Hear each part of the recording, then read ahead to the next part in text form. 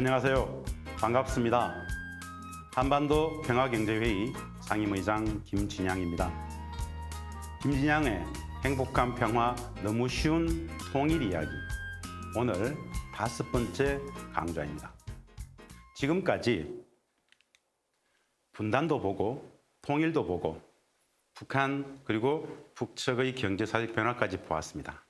오늘은 남과 북이 14년 동안 같은 공간에서 함께 생활해봤던 개성공단, 개성에서 남북은 어떤 생활들을 했는지 그 개성공단 이야기를 드리려고 합니다. 자, 보이시나요? 이곳이 그렇게 우리가 많이 들었던 개성공단입니다. 2000년 6.15 공동선언에서 남과 북은 경제협력을 통해서 평화를 구축하자, 경협을 통해서 신뢰를 구축해보자 라는 취지에서 남북 경협을 합의했습니다. 평화를 위한 경제협력이었습니다. 북측은 아주 파격적으로 개성지역 약 2천만 평을 내놓았습니다. 지금 우리 시청자분들이 보시는 이 개성공단은 그 2천만 평의 20분의 1인 1단계 100만 평의 공단의 모습을 지금 보고 계십니다.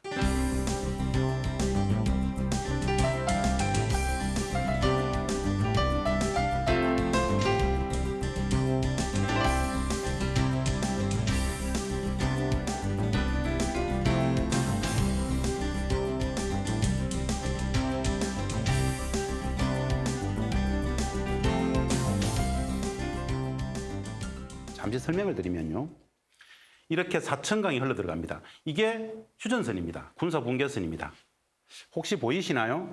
요 위에 아파트들이 보입니까? 이게 바로 우리 파주, 문산의 아파트들입니다. 전체 2천만 평 중에 20분의 1인 1단계 100만 평의 모습을 지고 보고 계시는 겁니다. 저는 이 개성공단에서 직접 4년간 장기 체류하면서 개성공단에서 발생했던 북측과의 대부분의 협상을 책임졌었습니다. 이후 개성공업지구 지원재단 이사장으로서 이 개성공단 관리위원장으로서 역할을 하기도 했었는데요.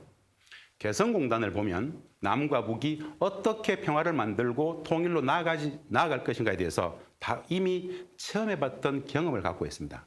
그 개성공단 이야기를 드리겠습니다. 이 개성공단의 가치, 의미를 압축해보면 이런 겁니다. 남북의 평화를 위한 경제협력, 평화를 위한 신뢰 구축을 위해서 평화 프로젝트였습니다. 그런데 해보니까 경협을 통해서 평화를 만들고자 했던 그 평화도 만들어졌지만 그 평화가 남북의 경협 속에서 어마어마한 경제적 부가가치들을 창출하더라는 것을 14년간 실정적이고 체험적으로는 확인했습니다. 엄청난 경제적 부가가치들이 창출되더라는 것입니다. 두 번째, 2000년 6.15 공동선언 옥동자라고 얘기를 하는데요. 2000년 6.15 공동선언에서 남북경협 개성공단을 합의했기 때문에 이런 평가들을 합니다. 세 번째, 개성공단은 70여 년 분단의 역사 속에서 남과 북이 우리 민족끼리 자주적으로 평화의 제도화를 위한 첫 결실이다라고 얘기해도 무방할 정도로 그 상징성이 진짜 큽니다. 그래서 한반도 평화의 상징 내지는 한반도 번영의 상징이라고 그럽니다. 그리고 또 다른 측면에서 굉장히 독특한 한 가지 의미가 있는데요. 이 개성공단은 원래 북측의 6만의 군병력과 관련 군사 무기 체계들이 빽빽했던 군사 지역이었습니다. 그 6만의 군병력과 군사 무기 체계들을 북측의 송악산 뒤쪽 후방 북측으로 약 10에서 15km 정도를 물리고 그 군대를 물린 자리에 남측의 기업들을 받았다라는 것이 개성공단 사업입니다. 보통 간단한 일이 아닙니다. 북측은 6사단, 64기갑사단, 62포병여단 이 6만의 군병력과 무기체계들을 약 3년에 걸쳐서 후방으로 빼고 그 자리에 남측의 기업들을 받았던 겁니다. 굉장한 의미가 있는 겁니다. 그리고 무엇보다도 개성공단은 말입니다. 14년간 한반도의 평화와 번영에 체험적인 실증적 사례로 남아있다는 겁니다. 이미 해봤다는 것이죠. 남북의 6만의 노동자들이, 남측의 수많은 기업들이 직접 들어가서 해봤는데 어마어마한 부가가치를 창출함과 더불어 매일매일 작은 평화, 매일매일 작은 통일의 사례들을 발현 축적시켰던 기적의 공간이었다는 겁니다. 이것은 해보지 않은 사람들은 아무도 모릅니다. 그래서 저희들은 한반도 통일 미래의 창이었다, 경험적 창이었다라는 이야기들을 합니다. 자, 그러면 이 개성공단에 대한 또 다른 의미가 있는데요. 개성공단은 남과 북의 역사적인 양정상 간의 4대 합의에 다 포함이 되어 있습니다. 잠시 한번 보겠습니다. 6.15 공동선언에서 남과 북은 경제 협력을 통하여 민족 경제를 균형있게 발전시키고 평화를 제도화하자, 이 합의를 했기 때문에 개성을 시작한 겁니다. 두 번째, 14선언, 2007년 14선언, 남과 북은 개성공단 1단계 개발을 빠른 시일 내에 완공하고 2단계 개발에 바로 착수한다는 합의를 했어요. 이게 뭐냐면요, 1단계는 2007년 12월에 끝났습니다. 2단계 개발 착공이 2008년 1월에 들어갔어야 됩니다. 설계 다 끝나 있었거든요. 그런데 사실은 2008년 새로운 정부가 들어오게 되죠. 이명박 정부가 들어왔습니다. 이 2007년 14선언의 2단계 개발 250만 평 확대 개발 합의는 실천되지 못했습니다. 세 번째 합의, 4.27 판문점 선언에서는 또 똑같은 합의를 합니다. 남과 북은 민족 경제의 균형 발전과 공동 번영을 이룩하기 위하여 14선언에서 합의된 사업들을 적극 추진하자. 즉, 개성공단 사업을 미뤘던 것을, 실천하지 못했던 것들을 빨리 치고 나가자고 합의했던 겁니다. 그리고 9.19 평양선언에서는 딱 찍어서 얘기를 합니다. 남과 북은 조건이 마련된 데 따라서 개성공단과 금강산 관광사업을 우선 정상화하자. 왜 이렇게 개성공단 사업을 4대 정상 간의 합의에 항상 넣어놨었을까요? 다른 게 아닙니다. 단순한 공단이 아닙니다.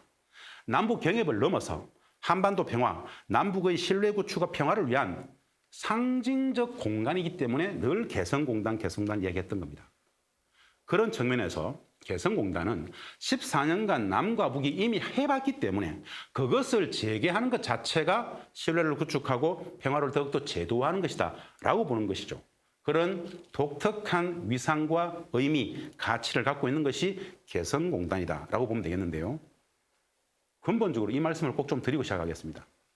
남북경협, 개성공단 같은 이 남북경협은 북이 하자고 했을까요? 우리 남측이 하자고 했을까요?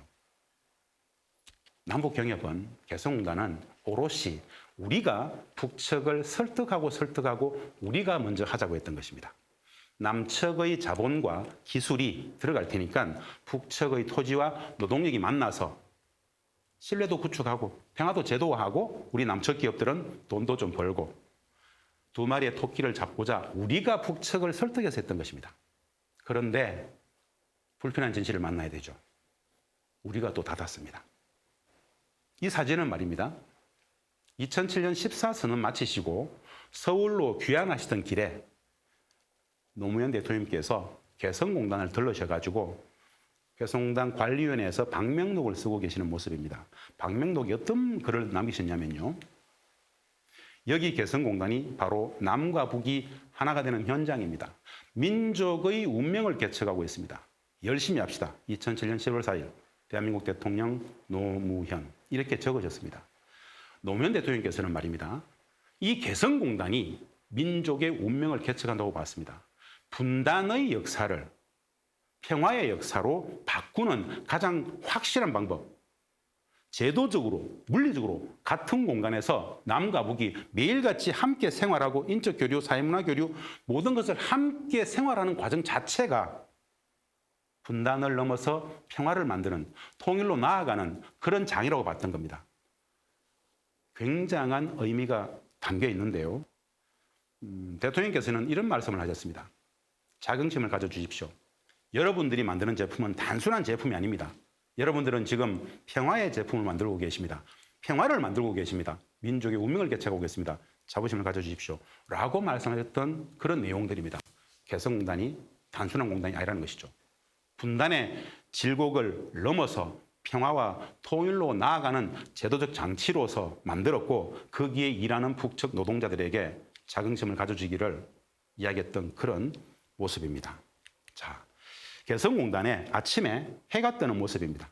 개성공단의 일상을 제가 사진으로 쭉 한번 먼저 보내드리고 공단의 여러 가치들, 얼마만큼 평화를 만들었는지, 어떤 불신들을, 오해들을 넘어갔는지, 그리고 얼마나 많은 돈들을 우리 기업들은 벌었는지는 조금 이따 또 말씀을 드리겠습니다. 개성공단의 해가 떠오르는 모습이고요. 해가 떠오르면 남측에서 엄청난 차량들이 들어오게 됩니다. 원자재, 부자재를 실은 차량들이, 물류 차량들이 수백 대, 수천 대 하루에 엄청 들어오게 됩니다. 그리고 남측에서 출근하는 남측 노동자들, 개성공단의 대부분의 남측 주재원분들은 월요일날 놀아가지고 금요일, 토요일날 이렇게 공단에 체류를 합니다. 그런데 일부 노동자들은 개성공단과 가까운 파주나 문산 같은 곳에서 출퇴근을 했던 노동자들도 있었습니다. 주재원들도 있었습니다. 개성공단의 남측 주재원이 많을 때는 3,000명, 적을 때는 약 1,000명 정도가 상주에 섰고요. 북측의 노동자는 약 5만 5천 명이 있었습니다. 남측의 물류 차량들이 동행검사소 앞에서 RFID 시스템이라고 그러죠. 센서가 부착된 그 동행검사소를 통과하는 모습입니다. 이 원부자재를 싣고 들어왔던 차량들이 원부자재를 내려놓고 나갈 때는 어제 만들어둔 완제품들을 싣고 나가는 겁니다. 그런데 말입니다. 개성공단은 서울로부터 딱 1시간 거리입니다. 물류 1시간 거리에 있어요. 이게 우리 기업들의 경쟁력이었는데요. 또 한번 보겠습니다. 개성공단에서 첫 제품이 2004년도에 나오게 됩니다. 그리고 2005년도에는 남북이 역사상 최초로 전화, 통신선이 개통이 되었습니다. 남측에서 언제든지 북측으로 전화하면 개성공단 기업에 전화를 할 수 있었습니다. 개성공단에 있는 기업에서 남측으로 어떤 전화든 다 전화를 할 수 있었습니다. 분단의 역사를 통신이 먼저 뚫었죠. 개성공단에서 있었던 이야기입니다. 그리고 2007년 되면요, 남북의 철도가 연결이 되었습니다. 경의선 철도. 서울, 평양, 신의주 이 경의선 철도가 2007년도에 이미 개통이 되었었습니다. 어떻게 했느냐? 남측의 문산과 북측 개성공단 동동역까지 왕복 하루 2회 왕복을 했었습니다. 철만은 달리고 싶다가 이미 2007년도에 노무현 대통령 시절에 참여정부 때 이미 실현을 했었습니다. 왜 이것을 했는가? 개성공단이 확대가 되게 되면 공단의 여러 많은 물류들의 일정 부분을 철도로도 뺄 수 있도록 철도를 연결시켰다는 것이죠. 이 철만은 이제 연결되어 있습니다. 평양을 거쳐서 신의주를 거쳐서 중국, 시베리아, 중앙아시아, 중동, 유럽까지 정치적 선택의 문제입니다. 지금이라도 국민들이 철도를 통해서 가자라고 이야기하면 갈 수 있는 겁니다. 물리적으로 연결되어 있다는 사실을 먼저 아실 필요가 있어서 소개를 드렸습니다. 이렇게 북측의 노동자들이 출퇴근하는 모습인데요. 약 3,000명의 북측 노동자들이 자전거로 출퇴근했습니다. 공단에 가까운 마을에 있는 노동자들은 자전거로 출퇴근할 수 있었겠죠. 나머지 5만 2천 명은 우리 개성공업지구 지원재단, 개성공단 관리위원회가 운영했던 출퇴근 버스를 통해서 출퇴근을 했었습니다. 북측 여성 노동자들, 북측 노동자들이 출근하고 있는 모습입니다. 이 회사는 3,000명의 북측 노동자가 일했던 신발업체입니다. 우리 국내에서 유통되어졌던 신발의 거의 대부분을 이 회사에서 만들었다고 보시면 됩니다. 3,000명의 노동자들이 한 공간에서 일했다. 어마어마한 규모였습니다, 사실은. 개성공단에서 남과 북이 함께 일을 하고 있는데요. 우리 남측의 우리 중학교, 고등학교 학생들이 입는 교복의 약 30% 정도를 개성공단에서 만들었습니다. 북측의 노동자들은 자신들이 만든 이 교복을 남측의 중학생, 고등학생 학생들이 입고 다닌다라는 생각 때문에 진짜 열심히 만들었습니다. 남측의 아이들이 입을 옷을 생각하면 열심히 정성을 들여서 만들지 않을 수 없다라고 이야기했던 기억들이 납니다. 또 보겠습니다.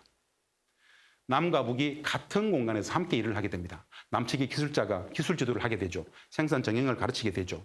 이러면서 함께 어울리고 같은 공간에서, 같은 사무실에서, 같은 현장에서 일상을 같이 합니다. 오롯이 너무 쉽게 친해져 버립니다.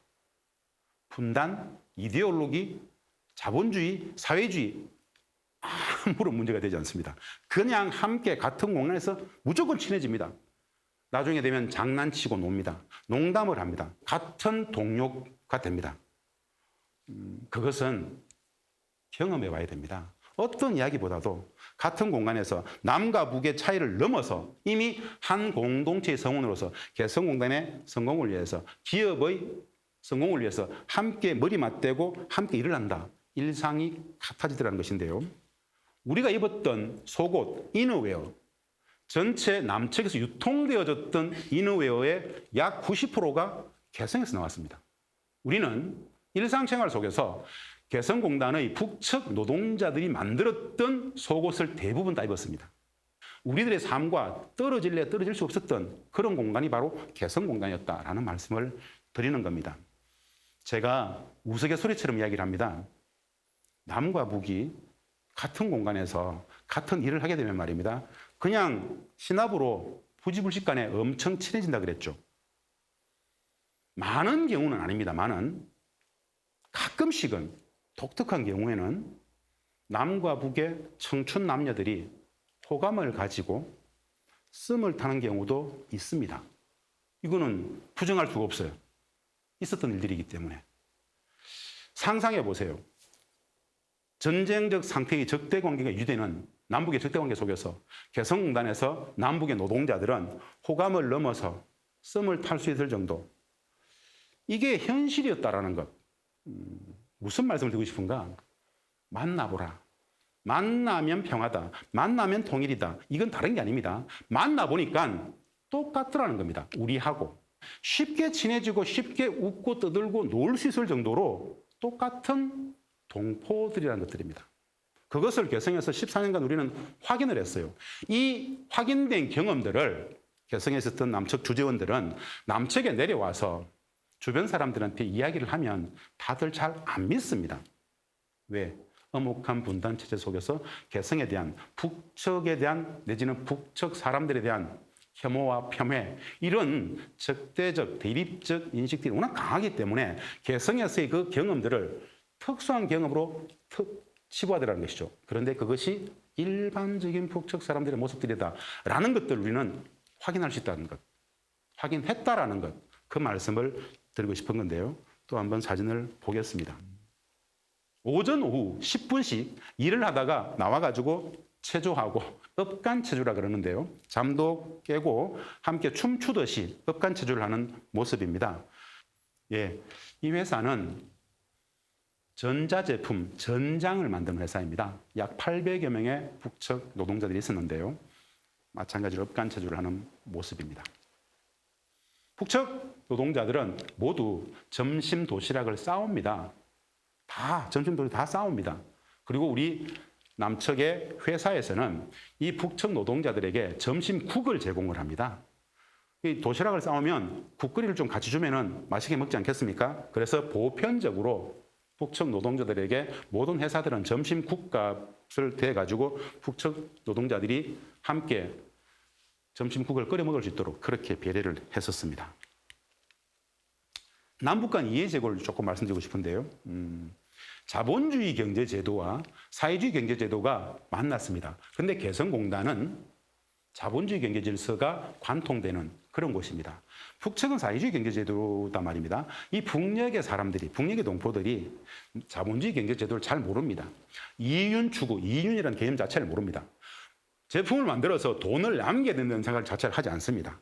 이들에게 품질이니 납기니와 같은 이런 자본주의 경제 질서를 가르치고 배울 수 있었던 곳, 이것 자체가 굉장한 소통입니다. 다름과 차이들을 서로가 익혀가는 과정이었어요. 서로 간의 말들에 대해서도 재미있게 배워가고 이런 부분들, 남북 간의 이해제고가 늘 일상적으로 있었던 곳, 그렇게 만나보니까 남북의 차이, 다름이지 옳고 그름이니 맞고 틀림이니 아니더라. 다름과 차이일 뿐이더라. 라는 거였습니다. 그것을 확인할 수 있었던 곳이 바로 또 개성공단이었다라는 말씀을 드립니다. 남측의 인류 배우와 인류 패션 모델들이 개성공단에 들어와가지고 패션쇼를 했습니다.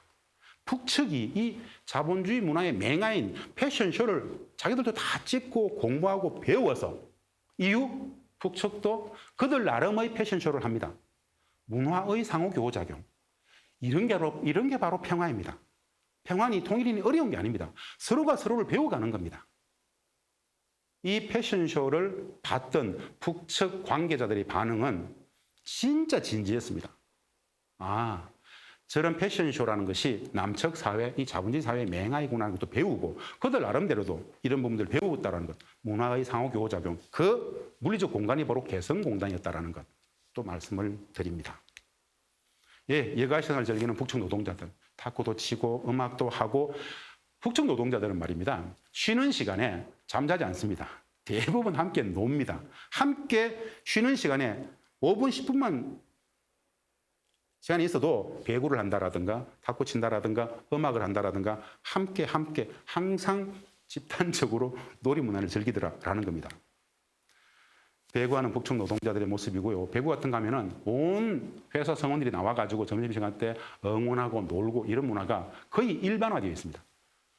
개성공단에서 가장 시끄러운 시간, 점심시간입니다. 점심 먹고 나서 배구하면서 이곳저곳 공장에서 서로 응원하면서 까르르 웃고 이런 모습들을 일상적으로 볼 수 있습니다. 배구하는 모습인데요. 이분들은 여가시간을 즐기는 북측 노동자들, 북측 주민들은 말입니다. 북측 주민들은 누구나 한 가지씩 악기를 다룰 줄 안다고 보시면 됩니다. 대부분의 북측 주민들은 기타든 뭐든 한 가지 이상의 악기를 다룰 줄 압니다. 이게 북측의 제도교육 속에서 그러는 건데요. 여하간에 함께 어울려서 노래하고 뭐 이런 모습인데 사실 우리가 여가 시간에 회사에서 이러진 않죠. 그런데 우리에게 낯선 모습입니다만은 북측 사람들한테는 낯선 모습이 아닙니다. 그냥 여가 시간에 이러고들 있어요. 아, 그렇구나. 그냥 기업주 입장에서는 흐뭇할 뿐입니다. 체육대회 모습입니다. 봄과 가을에 개성공단에 있는 남측 주재원들, 북측 노동자들이 함께 체육대회도 하고 같이 웃고 떠들고 놉니다. 이 체육대회, 저는 섬마을 체육대회라고 그랬었어요.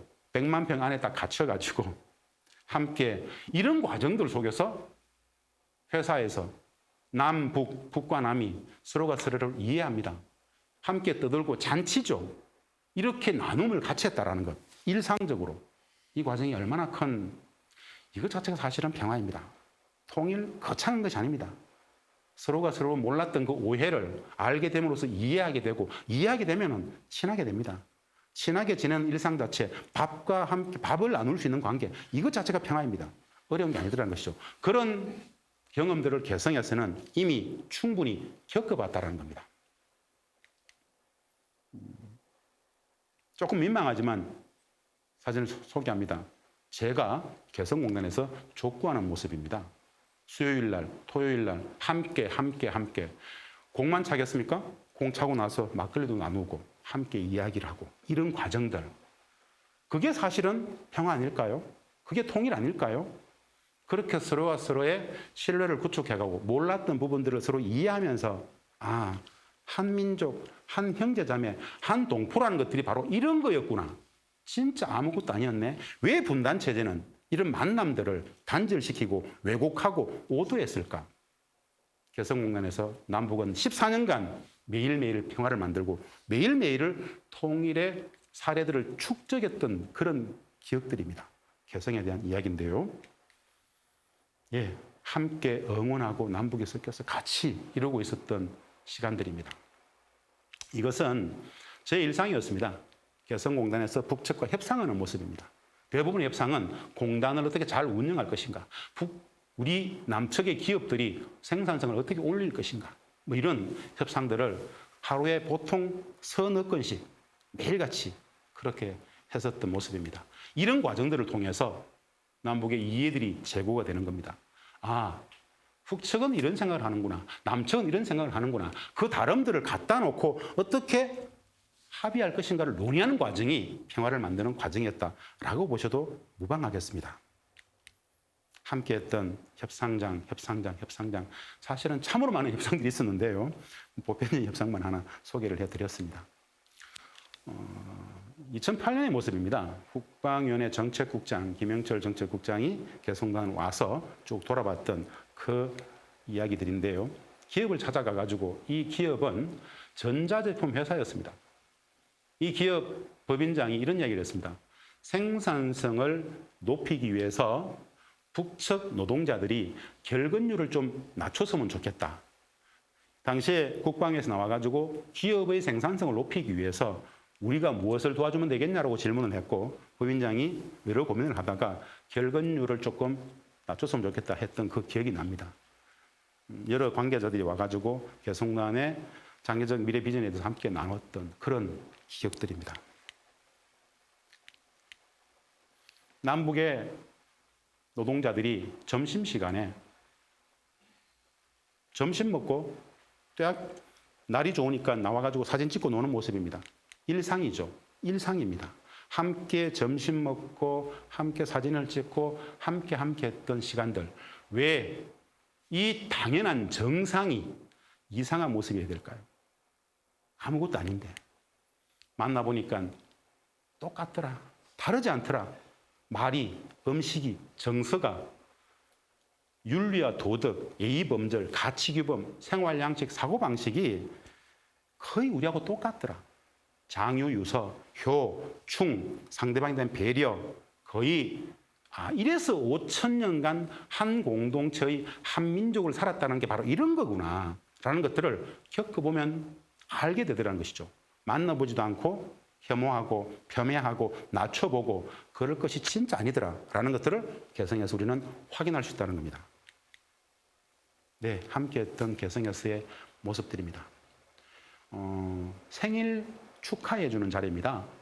남과 북의 성원들이 모여가지고 어느 직원의 생일날 케이크를 잘라놓고 똑같이 Happy Birthday to you 같이 노래를 불러줍니다. 북측 사람들도 친구 생일날 저 생일 노래를 불러주는구나 처음 알았습니다. 다르지 않더라는 겁니다. 남북이 회식하고 송년회하는 모습입니다. 개성에서는 이게 일상이었습니다.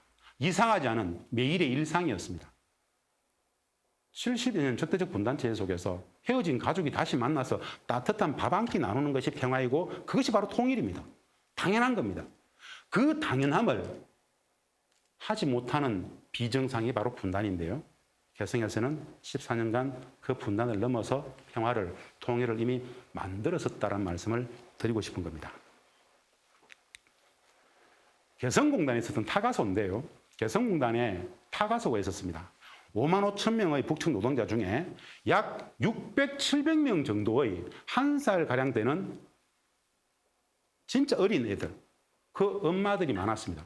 그 엄마들은 일도 해야 되고 애들도 봐야 되지 않습니까? 그래서 공단에 타가소를 만들어 놓고 오전, 오후 어머니들이 올라가가지고 애들 분유도 먹이고 젖도 먹이고 했던 타가소의 모습인데 제가 오전, 오후 항상 올라가서 봤던 지금도 기억에 아스하게 남아있는 개성공단 타가소의 모습입니다.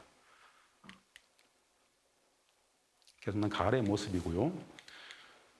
이건 제가 소개 하나 해드리겠습니다. 개성에는 송악산이 있죠. 송악산의 모습인데요. 북측 사람들은 송악산을 상투적으로, 보편적으로 오마니산, 어머니산이라고 그럽니다. 우리는 송악산이라고 그러는데요. 왜 북측 사람들은 오마니산이라고 그러는가? 이 송악산의 모습이 누워있는 엄마의 형상을 하고 있는 것처럼 보입니다. 보세요. 이게 얼굴입니다. 코가 있고 턱이 있죠. 목이 있죠. 쭉. 누워있는 어머니가 손을 배 위에 딱 올려놓고 있는 모습. 그래서 북측 사람들은 송악산을 오마니산이라 그러더라라는 겁니다. 제가 아침에 월요일 출근해가지고 북측에서 제 부서에도 북측 노동자가 4명, 5명 있었습니다. 그럼 북측 노동자한테 누구누구야 일요일날 뭐 했냐 물으면은 오마니산 가서 놀았습니다. 이런 이야기를 했던 오마니산이 아니고 송악산이야 그러면은 남측 분들은 그렇게 부르는 거 압니다. 우리는 오만이산입니다. 이렇게 늘 이야기했던 기억이 좀 있습니다. 그래서 제가 늘 송악산을 설명할 때 오만이산이다라는 이야기를 합니다. 이건 제가 한번 여러 시간들을 압축해서 2008년 겨울 어느 날 개성에서 경험했던 글을 하나 쓴 것을 제가 좀 소개하려고 합니다. 남과 북이 다르지 않더라는 것들을 말씀드리고 싶은 건데요. 어느 날의 일기입니다. 만나보고 대화해보라. 눈과 눈이 마주쳐 엉켜지고 가슴과 가슴이 만나 서로 이해하게 될 때, 그들의 진심이 어렵지 않게 온전히 느껴질 때, 지난 세월이 서러워 눈물만 나더라. 그간의 오해와 질시, 왜곡과 비난, 적대와 폄훼가 민망하고 낯뜨거워 얼굴을 들 수가 없더라. 여전히 그 모두를 부정하는 엄혹한 분단 체제의 일상적 왜곡과 오도, 그 무지몽매한 적대가 두렵고 서러워 어찌할 바를 모르겠더라. 그 모든 것이 미안하고 민망해서 수많은 밤들을 불면의 밤들로 지새우게 되더라.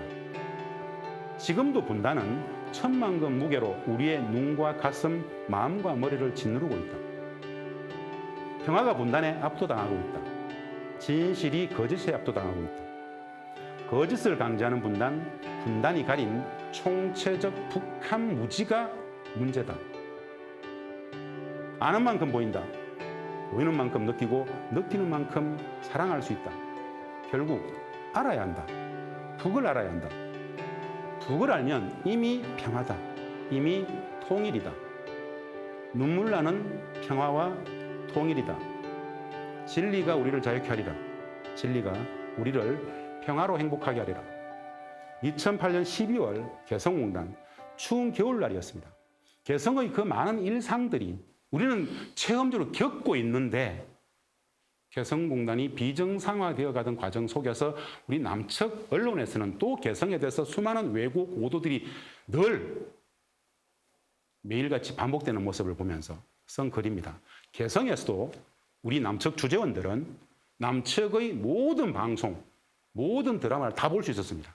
매일같이 남측의 뉴스들을 봤었습니다. 개성공단 주재원들이 일상에서 개성에서 북측 사람들하고 생활하고 있는 이 상황 속에서 개성에서 남측의 뉴스를 보고 있으면, 남북관계나 개성을 다루는 뉴스를 보고 있으면 참으로 번민이 많았습니다. 왜? 일상적인 거짓, 왜곡, 오도들이 일반화되고 있었기 때문에. 그런 70년의 역사가 바로 분단의 역사였다는 것. 14년 개성의 역사도 마찬가지입니다. 이런 개성의 이야기들을 우리는 일상적으로 공유할 수 없었습니다. 그래서 개성을 우리는 몰라도 너무 모른다는 말씀을 드리는 건데요. 그러면 구체적으로 개성에서는 어떤 경제적 가치, 어떤 다른 가치들이 있었는지 한번 또 보겠습니다. 남북이 행복해지는 개성공단으로 갑시다. 이게 개성공단의 모습입니다. 옆에 있는 게 개성시입니다. 그리고 아까 말씀드렸던 송악산이 이렇게 시작됩니다. 남북이 행복해지는, 왜 행복해지는가? 평화와 경제 번영의 이 두 마리 토끼를 다 잡을 수 있었던 실증적인 체험적 모델이 바로 개성공단이었기 때문에 이 말씀을 드리는 겁니다. 평화도 담보하고 남과 북이 함께 경제적으로 번영을 할 수 있다면 이거보다 더 좋은 게 어디입니까? 70년 적대적 전쟁 상태를 끝내고 평화가 완벽히 구현되고 우리들의 살림살이가 더욱더 높아지는 것. G7을 넘어서 세계 경제 10위가 아니라 G5, G2까지 쭉 갈 수 있는 어마어마한 경제적 기회의 창이 남북 경협이 있더라는 것들을 개성공단 14년 하면서 우리는 이미 확인해 봤다는 겁니다. 그러면 개성공단이 어떤 구체적 가치가 있었는지 한번 보겠습니다.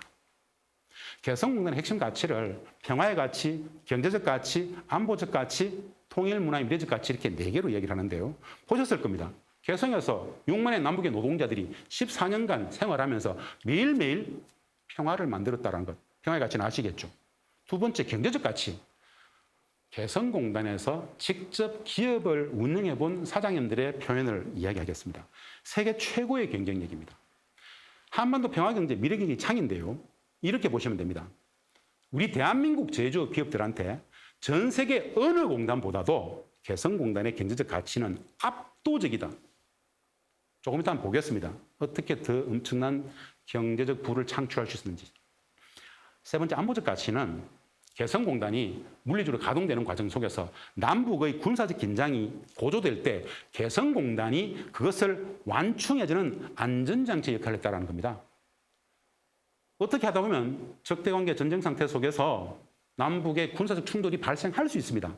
그런데 개성공단에서 남북의 6만의 노동자들이 같은 공간에서 함께 생활하고 있기 때문에 남측의 물류 차량들이 수천 대가 하루에 매일같이 휴전선을 넘나들면서 개성을 왔다 갔다 했기 때문에 이 공간을 그대로 두고서는 남북은 군사적인 조치를 에스컬레이팅 시킬 수 있는 군사적 긴장을 할 수가 없습니다.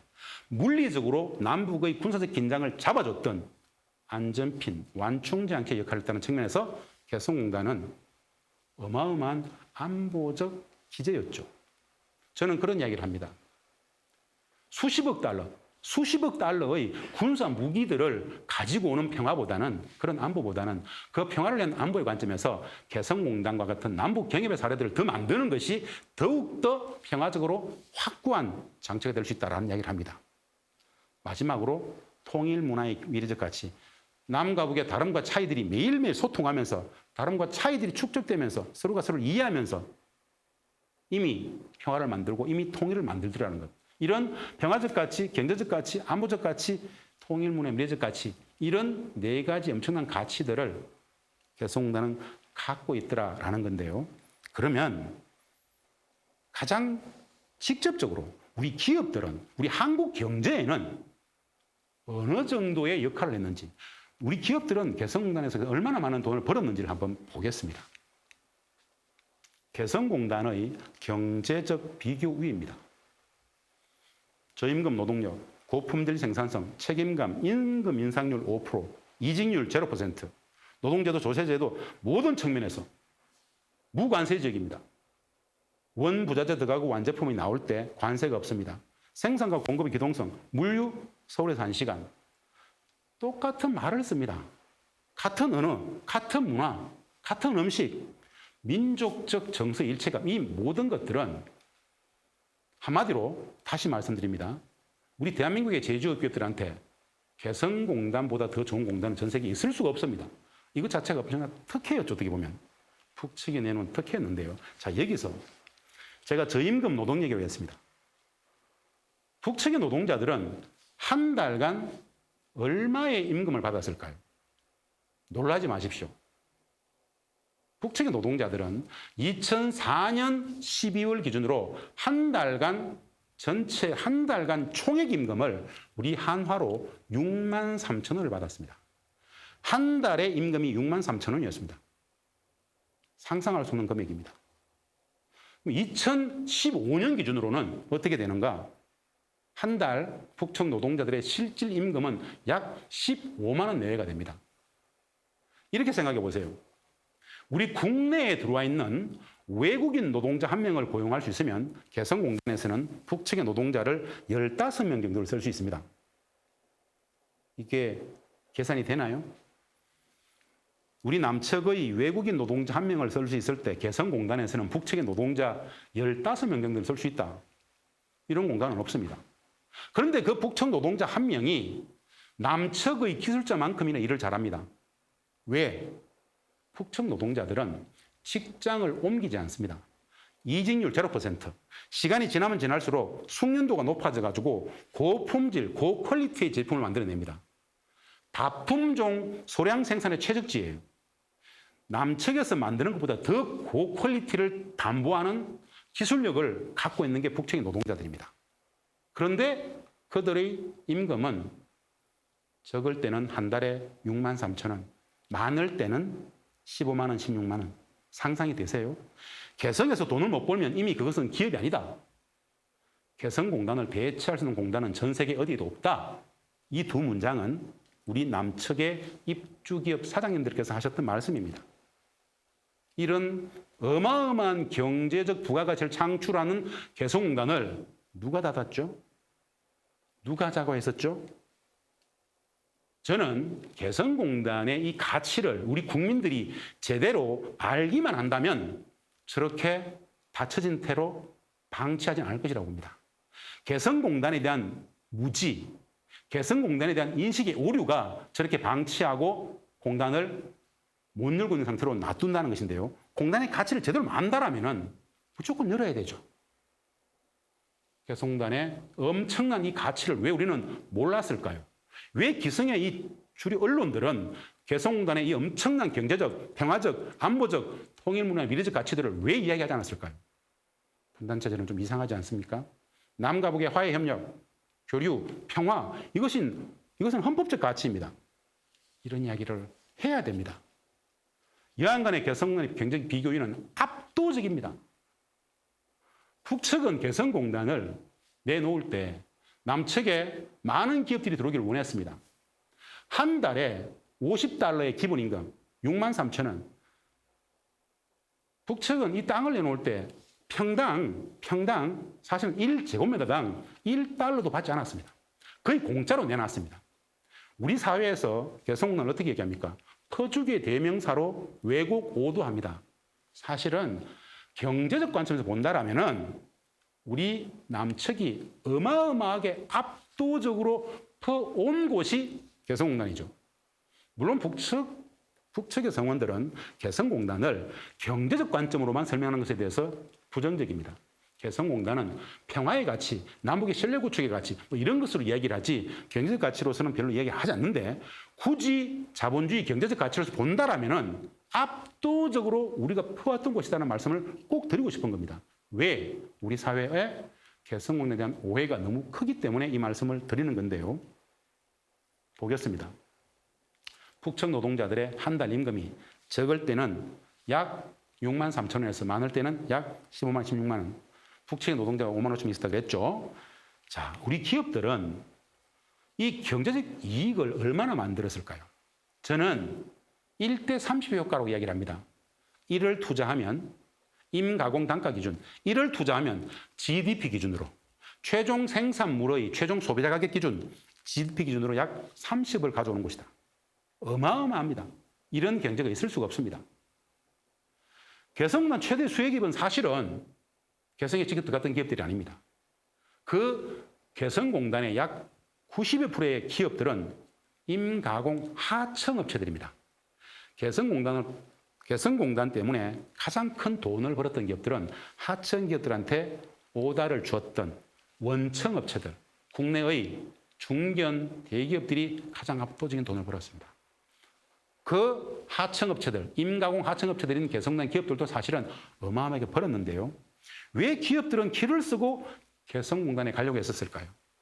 불법을 좀 저지르더라도 가려고 했었습니다. 그만큼 돈이 벌리기 때문에. 그리고 제가 아까 소개해드렸죠. 개성공단을 대체할 수 있는 공단은 전 세계 어디에도 없다.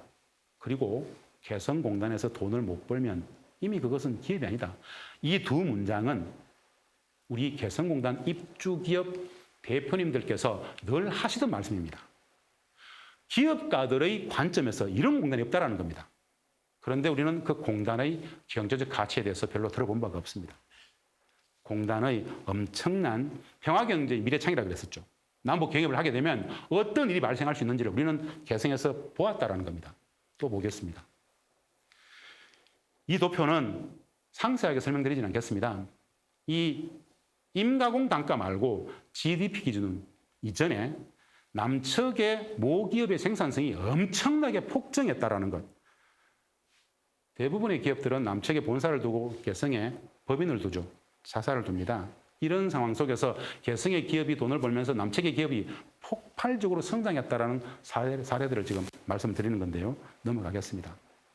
예, 지독한 오해가 있죠. 개성공단에 대해서. 퍼주기다. 민망한 이야기입니다. 유일한 선은 알미요, 유일한 악은 무지다. 알아야 됩니다. 압도적으로 퍼온 것이었다. 경제적 가치로 본다라면. 근데 사실은 저 경제적 가치보다 더 큰 가치가 있었죠. 남북은 평화를 만들었습니다.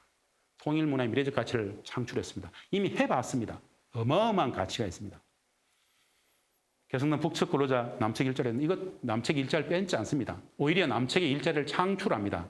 개성공단 대부분의 기업들은 이미 영세한 굉장히 이 아웃 오브 데이트된 참 굉장히 더 이상 남측에서는 유지될 수 없는 그런 기업들이 많습니다. 한계 기업들. 그 한계 기업들이 대부분 다 중국이나 이미 동남으로 다 빠졌죠. 그런데 개성에 이 기업들이 들어가서 돈을 벌게 됨으로써 그 연관 협력업체들이 엄청난 일자리를 창출하더라는 겁니다. 오히려 일자리를 창출하더라. 개성난 근로자들 임금이 전용된다? 이것도 다 거짓말입니다. 참 어처구니 없는 이야기들입니다. 한 달에 6만 3천 원을 주면 4인 가족이 먹고 살 수 있겠습니까? 어떻습니까? 북측의 사회주의 국가 계획 경제, 국가 공급 경제, 국가 배급 경제에 대한 이해가 없기 때문에 이런 이야기를 했습니다. 이런 많은 거짓 논리들은 왜 동원되어졌습니까? 개성공단을 전면 중단시키기 위한 논리로서 많이 쓰여졌던 거짓 담론들이다라는 말씀만 드립니다. 예, 이런 데이터도 있습니다. 개성공단에서 1억 원을 생산하는데 1억 원어치를 생산하는데 북측에 전달된 현금 따져보면 570만 원 정도 들어간다는 겁니다. 1억 원을 생산하는데 1억 원어치를 생산하는데 570만 원이 들어가더라. 이 570만 원은 뭐냐? 북측 노동자들 노임, 사회보험료, 조세, 공과금 다 포함해서 토탈 570만 원이면 1억 원어치 생산하고 할 수 있더라. 똑같은 조건에서 우리 동대문 시장에서 만들면 8,300만 원이 들어가더라. 이게 바로 개성공단의 경쟁력이라는 겁니다. 그래서 개성공단에서는 망할 수가 없습니다. 신규 기업 5년 평균 생존율이 말입니다. 국내 기업은 27%죠. 유럽 기업들 42%입니다. 개성공단 기업은 100% 생존합니다. 돈을 벌 수밖에 없다는 거죠. 이 공단을 다시 묻습니다. 누가 닫았습니까? 우리가 닫았습니다. 경제를 닫은 거죠. 한국 경제의 미래의 창을 닫은 겁니다. 우리 제조업 기업들의 유일한 돌파구 탈출로를 닫은 겁니다. 우리 기업들을 죽인 거죠, 사실은. 개성공단의 기업 경쟁력은 비교할 것이 없습니다. 비슷하게 투자하고 비슷하게 해봤는데 거의 베트남보다는 5배, 10배를 더 벌더라는 겁니다. 이 데이터는 그런 걸 이야기합니다. 고용 창출효과도 압도적이더라는 건데요. 우리는 2016년 2월 10일 개성공단이 전면 중단되는 3시간 만에 전면 중단되는 과정을 봤습니다. 제가 이 도표를 통해서 말씀드리고 싶은 게 있습니다. 2018년 한 해 동안 우리 국내 기업의 해외 투자 금액이 약 498억 달러, 500억 달러입니다. 한 해 동안 우리 기업들의 해외 투자가 500억 달러였어요. 그런데 14년간 우리 국내 기업의 개성공단 투자는 6억 달러밖에 안 됩니다.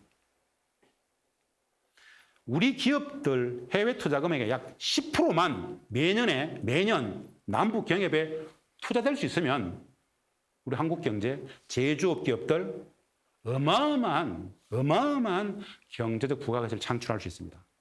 14년간 개성에서 우리는 직접 해봤기 때문에 말씀을 드립니다. 한국 경제의 위기, 저성장, 양극화, 매우 많은 난제들이 있습니다. 그 많은 난제들은 남북 경협, 평화 경제를 하면 됩니다. 이 확신이 어떻게 드느냐면요. 우리 한국 제조업의 위기는 말입니다. 수출 경쟁력 약화, 제조업 국제 경쟁력 하락, 그리고 4차 산업 기반 경쟁이 구조적인 겁니다. 이 구조적인 위기를 돌파할 수 있는 가장 확실한 방안이 남과 북이 만나면 되는 겁니다. 수출 경쟁 약화, 제조업 국제 경쟁 하락, 이 모든 것들을 말입니다. 남북 경협을 하게 되면 대부분 다 회복 가능한 이야기들입니다. 한국 제조업의 위기를 이야기하기 전에 남북 경협, 평화 경제 활성화, 어떻게든 국민들이 먹고 사는 문제가 가장 중요한 문제다라면은 그것을 위해서라도 경제협력, 남북의 경제협력은 필요하다는 이야기입니다. 그렇게 개성공단의 가치를 우리는 확신하기 때문에 말씀을 드립니다. 남북 경협, 개성공단 재개시 기대 효과들입니다. 가격 경쟁력 확보, 해외 투자처 전환, 국내 기업 일감 증가, 일자리 창출, 내수경 활력 회복 등 어마어마합니다. 남북은 말입니다. 2007년 14선언 이후에 개성공단 같은 것을 3개, 4개, 5개 계속 더 만들자고 얘기했었습니다. 김정일 국방위원장 북측의 입장에서는 말입니다. 군대를 물린 자리에 남측의 기업들을 받으면 남측의 기업들이 5천 개가 되고 10,000개가 되고 10만 개가 되고 북측에 남측의 기업들이 많아지게 되면 그것 자체가 임마누엘 칸트의 영구평화이론처럼 경제와 경제가 맞물려 가지고 돌아가게 되면 구조적으로 전쟁이 나지 않는다고 봤습니다. 군대를 물린 자리에 엄청난 특혜로서 임금도 월 50달러, 땅도 토지값도 1제곱미터당 1달러 채 되지 않는 가격을 특혜적 조치로서 내놓았던 것은 다른 게 아닙니다. 평화를 위한 경제협력, 6.15 공동선언의 평화를 위한 경제협력적 가치가 있었기 때문에 최전선의 정예 무력을 빼고 그 자리에 남측의 기업들을 받았던 겁니다. 그런 개성공단에 우리가 약속했던 것처럼 3,000개, 5,000개의 기업이 들어가고 그런 개성공단이 2개, 3개, 4개, 5개가 되어가는 과정 자체가 남과 북이 공존, 공영하면서 세계 경제에서 한반도 경제가 엄청나게 고도 성장을 다시 하면서 평화는 덤으로, 신압으로 이루어버리는 평화와 번영을 동시에 이룰 수 있었던 것이 바로 개성공단 경제협력 평화경제였다는 겁니다. 그 말씀을 드리는 건데요. 독일 통일의 주역 에곤 바흐라는 분이 계십니다. 몇 해 전에 돌아가셨는데요. 이 동독과 서독의 독일 통일의 주역입니다.